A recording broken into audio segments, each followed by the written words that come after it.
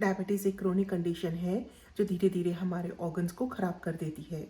हर तीसरा व्यक्ति डायबिटीज़ से ग्रसित है किसी न किसी फॉर्म में, चाहे वो प्री डायबिटीज़ हो, टाइप 1 डायबिटीज़ हो या टाइप 2 डायबिटीज़ हो।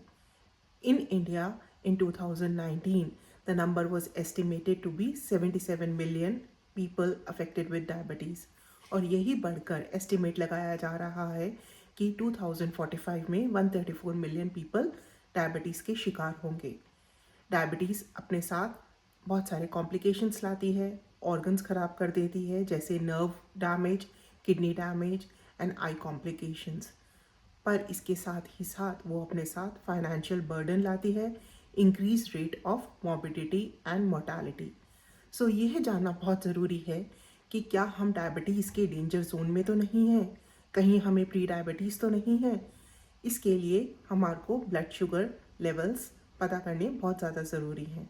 तो आज के वीडियो में हम डिस्कस करेंगे कि normal blood glucose levels and diabetic blood glucose levels कौन कौन से होते हैं। इससे हम अपनी स्थिति को मॉनिटर कर सकते हैं और स्टेप्स उठा सकते हैं जिससे हम डायबिटीज़ के ऑनसेट एंड प्रोग्रेशन को रोक सकें। तो hello friends, my name is doctor Anjali Bansal and welcome to my channel doctor अंजलि's टोटल वेलनेस।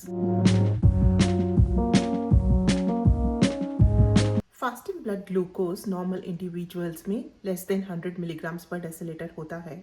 और जब हम फास्टिंग की बात करें तो fasting means minimum 8 hours of fasting. हम जनरली ओवरनाइट फास्टिंग करते हैं एंड मॉर्निंग में सैंपल कलेक्ट करके इसका ब्लड टेस्ट करते हैं। With respect to the post prandial blood glucose, हम लोग खाना खाते हैं और 2 घंटे बाद की शुगर को टेस्ट करते हैं। इसकी इम्पॉर्टेंस ये होती है कि जब हमने खाया तो हमारी बॉडी में शुगर की मात्रा बढ़ गई और इंसुलिन एक्टिवेट हो गया और इंसुलिन इस शुगर को सेल्स के अंदर ले जाता है जिससे शुगर लेवल्स कम हो जाते हैं। पर 2 घंटे के बाद ये लेवल्स 140 मिलीग्राम्स पर डेसीलीटर से कम होने चाहिए। अगर यही 140 मिलीग्राम्स पर डेसीलीटर से ज़्यादा आते हैं तो दैट मीन्स इंसुलिन अपना काम नहीं कर रहा है और इससे हमें पता चलता है कि हम लोग डायबिटीज़ के रिस्क में। तीसरा टेस्ट जो डायबिटीज़ की डायग्नोसिस में यूज़ होता है वो है हीमोग्लोबिन A1C टेस्ट। ये लास्ट 2 to 3 मंथ्स की एवरेज ब्लड ग्लूकोज बताता है। ये test fasting blood glucose and post prandial blood glucose से ज़्यादा बेहतरीन होता है क्योंकि ये पिछले 2-3 महीने की एवरेज वैल्यू देता है। पर जब हम फास्टिंग ब्लड ग्लूकोज टेस्ट या post prandial blood glucose test करते हैं वो हमारा इमीडिएट 1 दिन का रिजल्ट देता है। इसके लेवल्स नॉर्मल इंडिविजुअल में लेस देन 5.7% होने चाहिए। एक और इम्पॉर्टेंट टेस्ट जो डायबिटीज़ में किया जाता है वो है ग्लूकोज टॉलरेंस टेस्ट। इसमें पेशेंट का ब्लड सैंपल लिया जाता है, फिर उसको 75 ग्राम्स ऑफ ग्लूकोज दिया जाता है और 2 घंटे बाद उसका ब्लड ग्लूकोज चेक किया जाता है। इसके levels normally 140 milligrams per decilitre से कम होने चाहिए। जो हमने अबव टेस्ट डिस्कस किए वो नॉर्मली वीनस ब्लड से होते हैं। दैट मीन्स जब आपके हाथ से एक फ्लेबोटमिस्ट आता है और ब्लड सैंपल लेता है और वो लैब में टेस्ट होता है, वो उसकी रेंजेस थी। पर जनरली होता क्या है कि हम लोग घर में ग्लूकोमीटर से टेस्ट करते हैं और ग्लूकोमीटर से हम उंगली से टेस्ट करते हैं, तो ये कैपिलरी ब्लड होता है। तो जब हम लोग आर्म से निकालते हैं that is a venous blood, उसमें ब्लड ग्लूकोज लेवल्स जनरली कम होते हैं as compare to the capillary blood जो हम उंगली से निकालते हैं।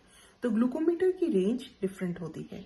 ग्लूकोमीटर से अगर हम लोग फास्टिंग ब्लड ग्लूकोज कर रहे हैं तो हम जनरली उसकी range 80 to 130 milligrams per decilitre लेते हैं। अब अगर प्री डायबिटीज़ की बात करें तो प्री डायबिटीज़ वो कंडीशन होती है जो नॉर्मल और डायबिटीज़ के बीच की कंडीशन होती है। That is it is a danger zone जिसमें डायबिटीज़ का ऑनसेट होने का खतरा बहुत ज़्यादा होता है।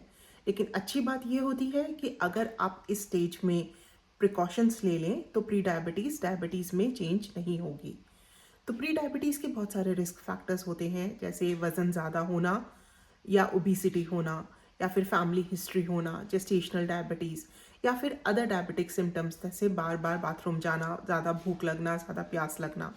अगर ये सारे सिम्टम्स आप में हैं तो आप डायबिटीज़ के डेंजर जोन में हो सकते हैं और आप अपना ब्लड ग्लूकोज और हीमोग्लोबिन A1C ज़रूर मॉनिटर करें।